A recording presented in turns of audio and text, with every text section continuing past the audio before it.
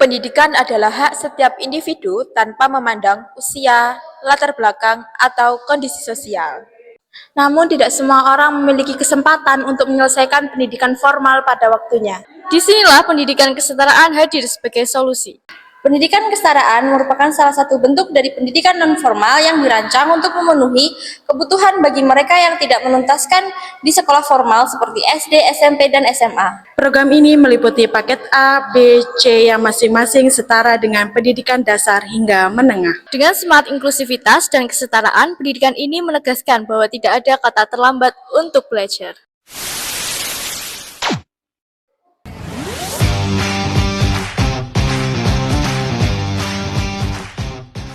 Selamat pagi. Gimana kabarnya? Alhamdulillah. Oke. Sebelum belajar, berdoa dulu ya. Radelia. Baik teman-teman, sebelum kita belajar hari ini, marilah kita berdoa dengan kepercayaan masing-masing. Berdoa dimulai.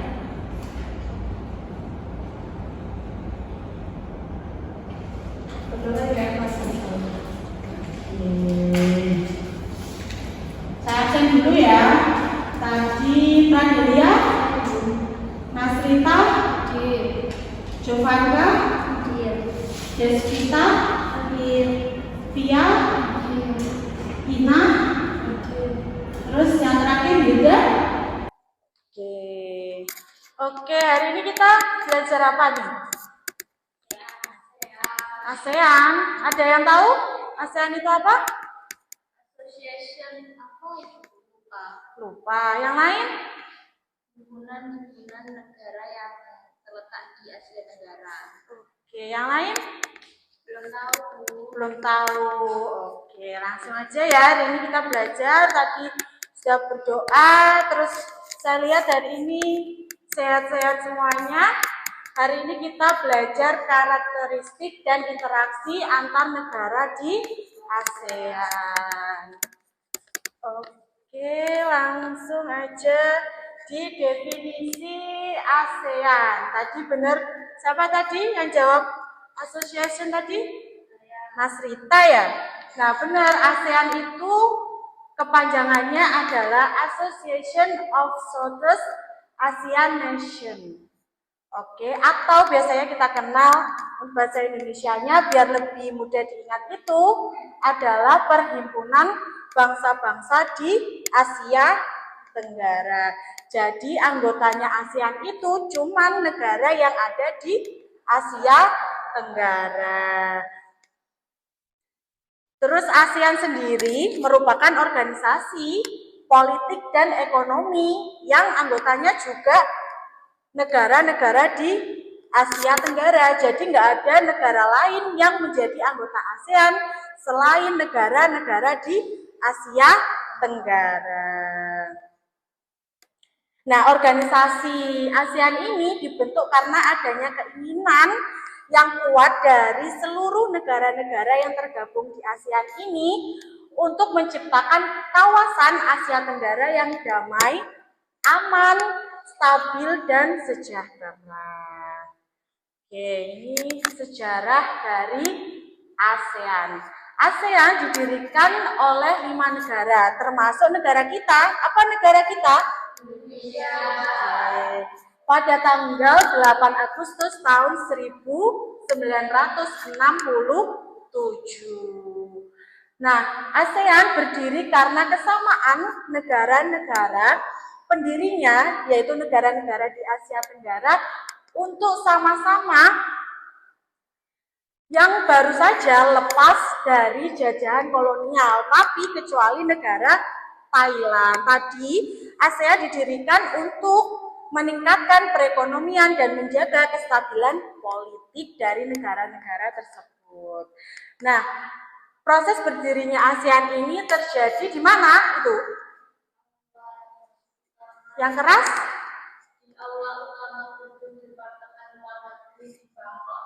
Oke, di Bangkok ya. Jadi ASEAN ini berdirinya di Bangkok, Thailand.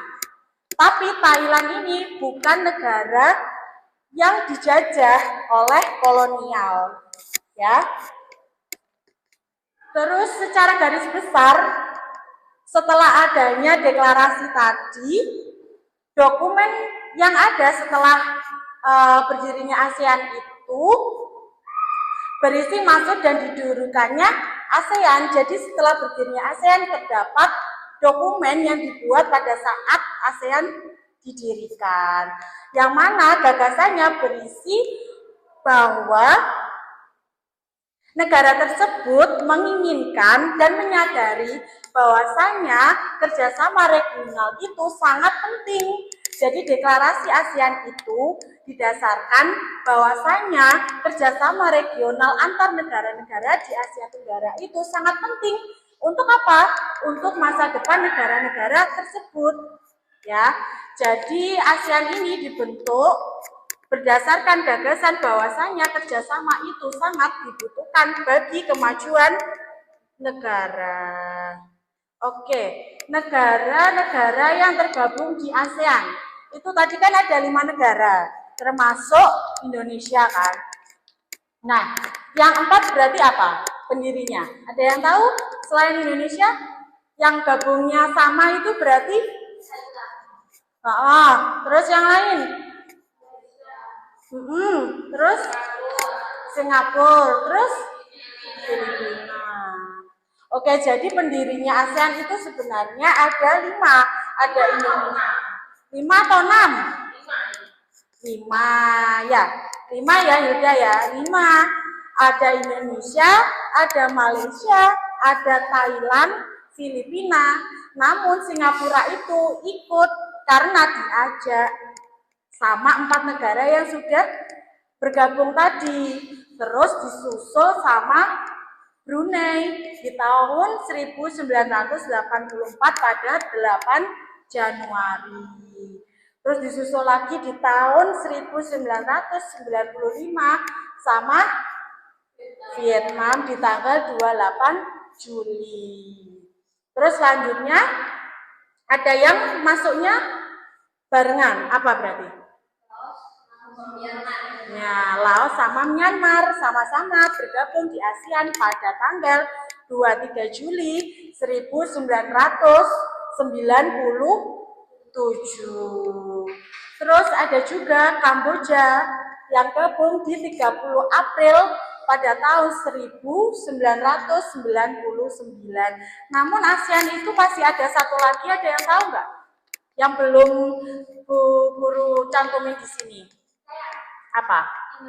Timur Leste, betul Jovanka. Ada satu lagi negara yang baru bergabung di ASEAN, yaitu Timur Leste yang gabung pada tanggal 11 November tahun 2022.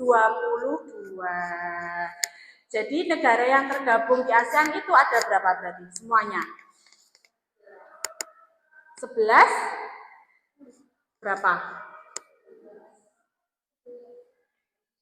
11. Ini tadi berarti Bu Guru lupa nambahin 1, yaitu Timor Leste. Karena gabungnya juga baru berapa tahun kalau dari sekarang? Baru 2 tahun. Nah, ASEAN ini juga punya tujuan. Karena tadi yang udah dijelasin Bu Guru di awal kan. Nah, ini udah Bu Guru buat poin-poin tujuan ASEAN. Yang pertama, mempercepat pertumbuhan ekonomi, kemajuan sosial, serta pengembangan kebudayaan di wilayah Asia Tenggara. Jadi dengan adanya ASEAN ini juga bisa saling membantu untuk menunjukkan ini loh negara ini terkenal dengan budayanya. Misal Indonesia terkenal dengan apa? Batik. Jadi negara lain itu bisa mengenalkan ke negara-negara lain di luar negara ASEAN, yang mana Indonesia ini loh punya kebudayaan batik. Terus negara Malaysia makanan khasnya nasi lemak. Jadi mereka saling membantu untuk mengenalkan kebudayaan mereka, terus membangun kerjasama ekonomi sama kemajuan sosial juga. Jadi kalau mereka kerjasama, mereka bisa mengadakan kerjasama mulai dari perdagangan, politik, seperti itu ya. Yang selanjutnya meningkatkan perdamaian dan stabilitas. Nah, tadi kan dijelaskan di awal, ASEAN ini didirikan oleh negara-negara yang baru bebas dari penjajahan kolonial. Nah, maka dari itu, dengan mereka bergabung jadi satu, mereka akan kuat untuk menjaga pertahanan, perdamaian, dan stabilitas dari sebuah negara. Sama yang selanjutnya adalah meningkatkan kerjasama yang aktif. Lagi-lagi kerjasama, karena memang fokus dari ASEAN adalah membangun kerjasama antar negara tadi yang ada 11 tadi. Mulai dari kerjasama politik, bidang pendidikan, bidang pertahanan, jadi banyak ya. Yang selanjutnya saling membantu dalam bidang sarana-sarana latihan dalam berbagai bidang. Nah, kan mungkin Indonesia punya tentara, di negara-negara lain juga mungkin punya, pasti punya. Tapi mereka kan punya sarana latihan yang berbeda-beda. Jadi kalau mereka saling belajar, ilmunya kan pasti lebih banyak. Jadinya mungkin bisa diterapkan di negara lainnya. Jadi dengan adanya ASEAN ini juga bisa membantu negara-negara lain belajar tentang sarana-sarana latihan. Nah, hanya bidang pertahanan saja, bidang pendidikan juga bisa. Yang selanjutnya ada saling membina dan menjalin hubungan yang lebih efektif dalam meningkatkan hasil dari berbagai sektor. Nah, sektornya tadi sudah Bu Guru jelaskan, ada sektor ekonomi, sektor pendidikan, ya. Terus yang selanjutnya meningkatkan kualitas ilmu pengetahuan. Nah, dengan adanya ASEAN ini juga bisa ada kegiatan pertukaran pelajar. Tidak hanya pertukaran pelajar di Indonesia aja, tapi ke luar negeri juga bisa. Yang terakhir ada memelihara kerjasama. Nah, pokoknya ASEAN itu fokusnya hanya tentang kerjasama, menjaga, meningkatkan kualitas dari berbagai sektor. Oke, sampai sini ada yang mau ditanyakan? Lanjut ya. Nah, ASEAN sendiri ini juga punya namanya prinsip. Jadi sebuah perhimpunan negara-negara Asia Tenggara ini pasti punya prinsip, ya. Prinsip yang pertama, saling menghormati kemerdekaan, kedaulatan, kesetaraan, keutuhan wilayah, dan identitas nasional semua bangsa. Yang kedua, ada hak setiap negara untuk memimpin eksistensi nasional bebas dari campur tangan eksternal, subversi atau paksaan. Yang ketiga, tidak boleh ada yang namanya campur tangan urusan internal satu sama lain. Jadi kita boleh bekerja sama, tapi kita tidak boleh ikut campur urusan dari negara tersebut. Jadi kita hanya urusannya ketika terjalin sebuah kerjasama. Terus yang selanjutnya, penyelesaian perbedaan atau perselisihan dengan cara yang damai. Tadi tujuannya kan juga sudah dijelaskan kan bahwasanya ASEAN didirikan untuk menjaga perdamaian. Yang selanjutnya ada penolakan ancaman atau penggunaan kekerasan. Dan yang terakhir, kerjasama yang efektif di antara anggota negara ASEAN. Oke, tadi kan sudah tahu negara-negara anggota ASEAN. Nah, selanjutnya ada yang namanya kita akan bahas tentang karakteristik negara-negara di ASEAN. Yang pertama mulai dari Indonesia. Indonesia itu punya julukan negara apa sih? Ada yang tahu nggak? Negara kepulauan. Oke, betul. Nah, secara ini ringkasan ya yang Bu Guru buat, kondisi geografis Indonesia. Yang bisa Bu Guru simpulkan bahwasanya Indonesia merupakan negara terluas ke-14 sekaligus negara kepulauan terbesar di dunia. Dengan luas berapa itu? 1.904.569 serta negara dengan pulau terbanyak ke-6 di dunia. Dengan jumlahnya berapa? Oke, terus kondisi sosialnya Indonesia. Indonesia itu agama mayoritasnya apa? Islam. Oke. Di Indonesia memiliki keanekaragaman etnis dan budaya juga. Di sini ada yang selain suku Jawa ada nggak? Atau semua suku Jawa? Nggak ada ya, semua suku Jawa ya. Nah, tapi kita kan taunya cuma suku Jawa karena sekarang kita tinggal di Jawa. Tapi sebenarnya etnis kita itu ada banyak sekali. Terus tadi Indonesia adalah negara dengan mayoritas penduduk beragama Islam. Terus kondisi ekonomi. Sistem ekonomi yang diterapkan di Indonesia diselenggarakan atas demokrasi ekonomi dengan prinsip kebersamaan, efisiensi, adil, berkelanjutan, berwawasan lingkungan, mandiri, serta dengan menjaga keseimbangan, kemajuan, dan kesatuan. Jadi sistem ekonomi di Indonesia itu atas dasar demokrasi.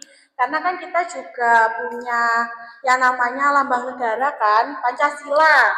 Nah itu juga bahwasanya kita harus menjunjung yang namanya demokrasi. Oke, yang selanjutnya kondisi budaya. Di Indonesia memiliki berbagai tradisi budaya, mulai dari upacara adat, rumah adat, pakaian adat, alat musik, dan lagu daerah. Jadi setiap negara itu pasti punya etnis dan suku dengan ciri khas mereka masing-masing. Oke, yang selanjutnya ada Malaysia. Malaysia itu dekat banget ya sama Indonesia. Itu kondisi geografisnya terletak di lintang utara bumi, yaitu bagian utara dari garis khatulistiwa. Terus kondisi sosialnya, etnisnya di Malaysia itu apa? Yang kebanyakan di Malaysia etnisnya apa? Ada Melayu, ada Cina, ada India, dan suku pribumi sendiri di Malaysia. Terus kondisi ekonomi. Perekonomian di Malaysia adalah salah satu perekonomian yang paling maju di antara negara-negara anggota Asia Tenggara yang lain. Dan mereka itu majunya di beberapa sektor dari industri, manufaktur, dan jasa. Terus kondisi budayanya itu mereka kan etnisnya tadi ada Melayu, Cina, India. Oleh karena itu kondisi budayanya juga banyak sekali, mulai dari tarian, makanannya di Malaysia itu rata-rata didominasi oleh etnis-etnis yang ada. Yang selanjutnya ada Singapura. Singapura adalah negara kota yang terletak di ujung selatan Semenanjung Malaya, di antara Selat Johor dan Selat Singapura. Luasnya berapa itu? 728,6 km persegi. Terus kondisi sosialnya, negara Singapura memiliki jumlah penduduk sekitar 5,6 juta. Terus etnisnya tadi hampir sama ya, sama Malaysia ya. Ada Tionghoa, ada Melayu, ada India. Karena emang letaknya juga dekat. Jadi kemungkinan ada orang Malaysia yang pindah ke Singapura atau mendapat pengaruh dari negara lain juga Singapura ini. Oke. Nah, selanjutnya ada kondisi ekonomi. Perekonomian di Singapura berfokus pada sektor jasa, perdagangan, dan manufaktur. Sama kan sama Malaysia tadi, karena mungkin entah itu negara Malaysia atau negara Singapura itu saling mempengaruhi. Terus kondisi budayanya juga hampir sama ya, karena etnisnya sama, hampir sama dengan Malaysia. Oke, yang selanjutnya Thailand, tempat di mana pertama kali didirikannya ASEAN. Nah, Thailand terletak di bagian tengah Semenanjung Indochina, menjadikannya titik penghubung penting antara daratan Asia dan Semenanjung Melayu, berbatasan dengan Myanmar di sebelah barat dan utara. Dan Laos serta Kamboja berbatasan di sebelah timur dan Malaysia di sebelah selatan. Nah, kondisi sosialnya Thailand itu mereka terkenal dengan ramah dan sopan. Jadi pengajarannya mereka, pendidikan keluarga mereka itu berfokus pada keramahan, kesopanan. Maka dari itu, masyarakat Thailand itu dikenal dengan ramah dan sopan. Terus etnisnya itu ada Thailand, berarti dari etnis lokal, terus mungkin dari etnis luar ada Cina dan kelompok etnis minoritas lainnya. Terus kondisi ekonomi dari negara Thailand itu merupakan salah satu produsen utama beras. Jadi Indonesia itu banyak impor beras dari Thailand. Kalau kalian tahu, karena Thailand adalah salah satu produsen terbesar dari beras.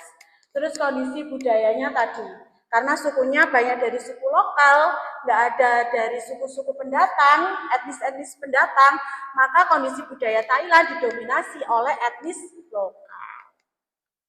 Oke, yang selanjutnya ada Filipina. Kondisi geografisnya Filipina itu merupakan negara di Asia Tenggara di antara Laut Filipina dan Laut Cina Selatan. Yang punya berapa pulau itu Filipina? Ya, punya 7.000 pulau dengan 5 pulau besar. Nih, biar nggak ngantuk. Deswita, dibaca ini 5 pulau besarnya apa? Kelihatan nggak? Yang ini? 5 pulau besar di Filipina. Oh, nggak kelihatan ya? Deswita nggak kelihatan. Terus siapa ini? Pradelia, coba. Ada Luzon, ada Visayas, Mindanao, Palawan, dan Mindoro. Itu 5 pulau besar di Filipina. Terus kondisi sosialnya, Ina itu penduduknya di Filipina berapa jumlahnya? 100? Iya, berarti banyak ya penduduknya Filipina. Dan itu menjadikannya Filipina menjadi negara terpadat di dunia nomor 13. Oke, di Filipina itu hampir sama dengan Indonesia ya. Fokus sektor ekonominya itu di pertanian, industri, dan jasa. Terus kondisi budayanya, budaya Filipina kaya akan tradisi dan festival seperti Sinulog di Cebu dan ati-atian di Aklan, ada musik dan tarian tradisional juga yang menggambarkan warisan budaya di Filipina ya. Oke, yang selanjutnya Brunei Darussalam. Brunei Darussalam adalah sebuah negara di Asia Tenggara yang berbatasan dengan Laut Tiongkok Selatan dan Malaysia Timur. Terus kondisi sosialnya, kondisi sosial di Brunei banyak dipengaruhi oleh agama yang pernah masuk, tapi mayoritas masyarakat di Brunei itu agamanya Islam, sama seperti di Indonesia. Namun, beberapa juga ada yang beragama Hindu, Buddha. Terus di sektor ekonomi berpusat pada sektor minyak bumi dan gas serta perdagangan. Jadi di Brunei Darussalam itu banyak yang namanya tambang minyak bumi, tambang gas, karena fokus perekonomiannya di situ. Terus kondisi budayanya, budaya Brunei sangat dipengaruhi oleh budaya Melayu dan Islam karena mayoritasnya beragama tersebut, dan ada juga etnis Melayu yang masuk di negara Brunei. Yang selanjutnya ada Vietnam. Kondisi geografis Vietnam terletak di Asia Tenggara, berbatasan dengan Cina di utara, Laos di barat, dan Kamboja di barat daya. Negara ini memiliki garis pantai yang panjang di sebelah timur dan berbatasan dengan Laut Cina Selatan. Terus kondisi sosialnya, nah Vietnam ini karena berdekatan dengan Cina tadi, mereka sangat menjunjung tinggi namanya nilai-nilai keluarga. Jadi pendidikan keluarga di Vietnam itu sangat benar-benar difokuskan supaya mereka punya attitude yang baik, punya sopan santun. Jadi bisa juga masyarakat Vietnam ini juga dijuluki sebagai masyarakat yang ramah karena pendidikan keluarganya sangat dijunjung tinggi.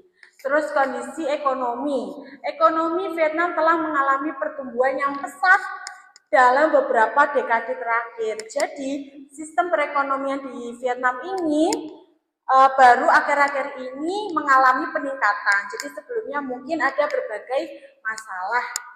Terus ada kondisi budayanya. Budaya Vietnam dipengaruhi oleh sejarah, agama, dan tradisi lokal. Mayoritas penduduk menganut agama Buddha.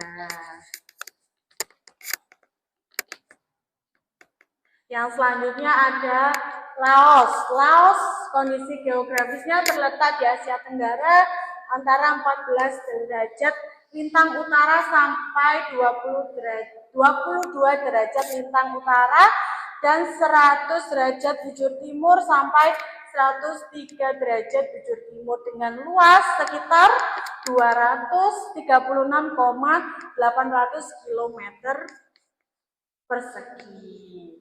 Terus kondisi sosial dari Laos memiliki 50 kelompok etnis yang berbeda-beda. Jadi etnis di sana itu banyak sekali. Ya, di Laos itu etnisnya sangat banyak, ada 50. Terus kondisi ekonominya. Laos telah mencatatkan pertumbuhan ekonomi yang cukup tinggi di beberapa tahun terakhir. Berarti hampir sama ya dengan Vietnam tadi. Terus kondisi budayanya dipengaruhi oleh kebudayaan-kebudayaan lokal mereka. Terlihat dari mungkin bahasa, seni, sastra, dan beberapa kebudayaan dari warisan leluhurnya. Yang selanjutnya ada Myanmar.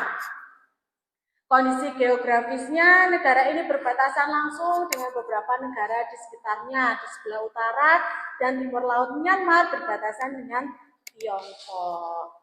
Terus kondisi sosialnya, nah ini lebih banyak etnisnya, ada berapa?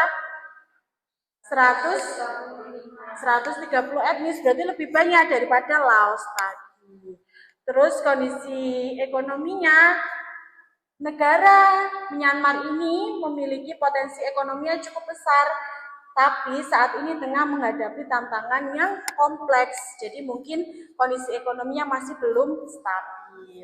Terus kondisi budayanya, kesenian Myanmar sangat kaya dan banyak, karena etnisnya saja juga banyak. Oke, ada Kamboja.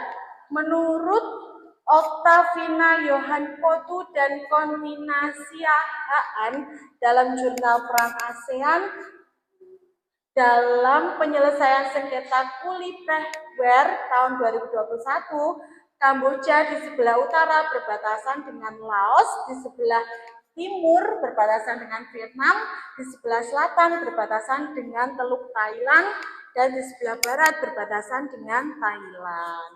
Kondisi sosialnya gimana? Kondisi sosial di Kamboja merupakan cerminan dari sejarah panjang.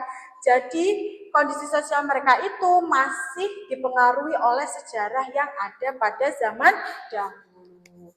Terus kondisi ekonominya juga sama, lagi naik-naiknya beberapa dekade terakhir. Kondisi budayanya, budaya Kamboja merupakan perpaduan yang kaya antara tradisi kuno dan pengaruh modern. Selain karena sejarah, ada juga pengaruh dari kehidupan dan perkembangan zaman. Yang selanjutnya, negara terakhir yang bergabung di ASEAN yaitu Timor Leste. Nah, letak geografisnya, Timor Leste terletak di Asia Tenggara, di Pulau Timor yang berbatasan dengan Indonesia di sebelah barat. Jadi Timor Leste itu dekat sekali dengan Indonesia. Terus kondisi sosialnya, masyarakat Timor Leste umumnya bersifat komunal dan sangat menjunjung tinggi nilai-nilai keluarga. Sama kayak Vietnam tadi ya. Terus ada juga kondisi ekonomi. Ekonomi di Timor Leste masih dalam tahap pengembangan, jadi ekonominya mereka juga belum stabil. Terus kondisi budaya di Timor Leste sangat dipengaruhi oleh tradisi lokal, sejarah kolonial Portugis, dan pengaruh Indonesia. Karena letaknya juga sangat dekat dengan Indonesia. Oke, gimana? Ada yang mau ditanyakan? Ngantuk ya? Oke, karena ini materinya masih ada, kita relax dulu. Nanti kalau Bu Guru bilang tepuk satu, berarti tepuk. Kalau cuma satu, nggak boleh tepuk ya. Oke, kita coba dulu. Tepuk satu, tepuk dua, satu. Iya, nggak boleh tepuk. Tapi bilang benar jawabannya. Ya, bilang satu. Kalau dua, dua. Tapi nggak boleh tepuk. Lagi. Tepuk satu, tepuk satu, tepuk dua, dua, dua. Oke. Lagi, biar semangat lagi lebih kenceng. Nanti kalau nggak boleh tepuk, tapi harus teriak. Tepuk satu, tepuk dua, satu, satu. Oke, lanjut ya. Oke, tadi kan sudah banyak membahas bahwasanya fokus dari pendirian ASEAN adalah kerjasama serta interaksi. Nah, interaksi antar negara ASEAN itu bentuknya kerjasama. Kerjasama antar negara anggota ASEAN memungkinkan pertukaran ide, sumber daya, dan teknologi. Oke, yang mana sangat bermanfaat bagi pembangunan masing-masing negara, atau biasanya itu kerjasama internasional. Kerjasama internasional adalah kerjasama yang dilakukan oleh antar negara dengan tujuan untuk kemakmuran rakyat, juga kepentingan lain sesuai dengan pedoman politik luar negeri dari masing-masing negara. Terus bentuknya kerjasama itu ada apa aja? Yang pertama kerjasama bilateral. Ada yang tahu?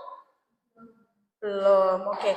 Kerjasama bilateral adalah bentuk interaksi atau perjanjian antara dua negara yang bertujuan untuk memenuhi kepentingan bersama dalam berbagai bidang seperti ekonomi, perdagangan, pendidikan, keamanan, dan kebudayaan. Terus apalagi? Pasti ada contohnya. Nah, contohnya ini. Antara Indonesia dan Malaysia, kedua negara ini memiliki sejarah dan budaya yang mirip karena memang dekat, sehingga mereka memiliki inisiatif untuk pertukaran pelajar dan tenaga pendidik serta saling mengenalkan budaya mereka. Terus ada antara Singapura dan Vietnam. Nah, budaya di Singapura dan Vietnam ini juga bahasanya hampir sama. Jadinya mereka mengenalkan bahwa budaya mereka itu ke negara lainnya. Jadi mereka bekerja sama untuk mengenalkan budaya mereka. Yang selanjutnya kerjasama regional. Kerjasama regional adalah bentuk kolaborasi antara negara-negara yang berada di dalam satu kawasan geografis untuk mencapai tujuan bersama, seperti stabilitas ekonomi, keamanan, dan kesejahteraan sosial. Contohnya apa? Contohnya ini, Masyarakat Ekonomi ASEAN atau MEA. MEA berfungsi sebagai pasar tunggal di kawasan Asia Tenggara. Melalui MEA, negara-negara anggota ASEAN berupaya mengurangi hambatan perdagangan. Yang selanjutnya ada AFTA atau ASEAN Free Trade Area yang berfokus pada peningkatan perdagangan bebas antar negara anggota ASEAN. Yang terakhir ada kerjasama multilateral. Apa sih itu? Coba dibaca, Radelia. Kerjasama multilateral adalah bentuk kolaborasi antara lebih dari dua negara yang bertujuan untuk mencapai tujuan bersama dalam berbagai bidang seperti ekonomi, politik, dan keamanan. Oke. Contohnya ini. Nasrita, coba dibaca contohnya. Contoh kerjasama multilateral, zone of peace, freedom, and neutrality, atau ZOFAN.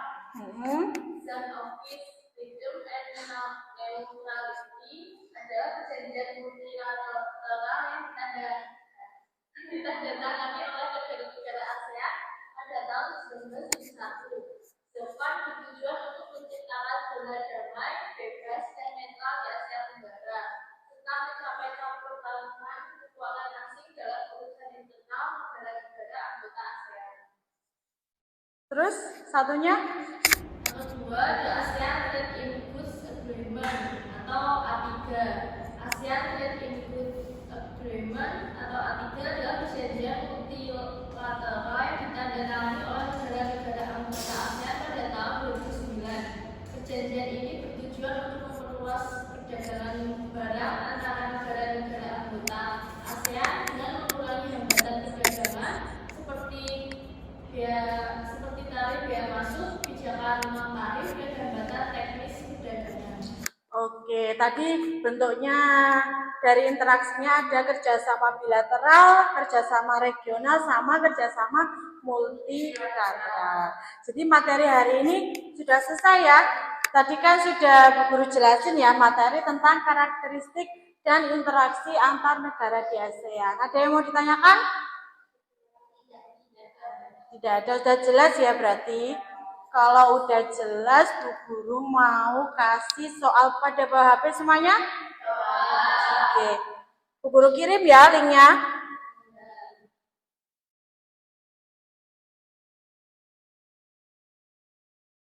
Oke, sudah? Bisa dilihat?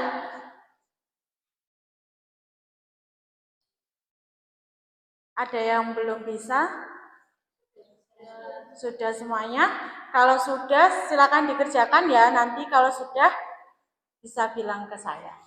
Oke, selamat mengerjakan.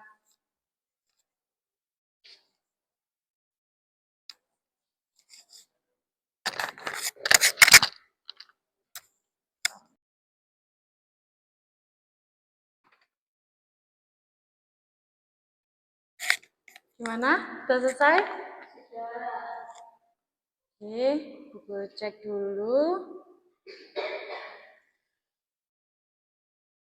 Oke, sudah semua ya?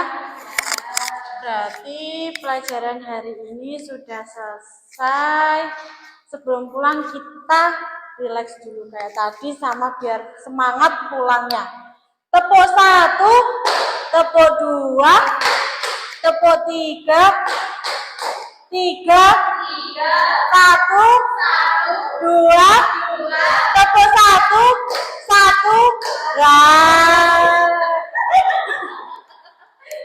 Oke, sudah semangat ya. Oke, sebelum pulang, mari kita berdoa supaya sampai rumah dengan selamat.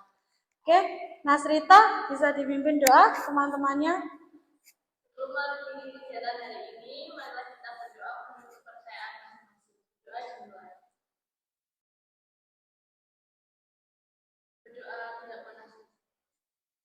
Oke, nah sekian pembelajaran hari ini. Bu Guru tutup. Wassalamualaikum warahmatullahi wabarakatuh. Selamat siang. Ya, silakan pulang.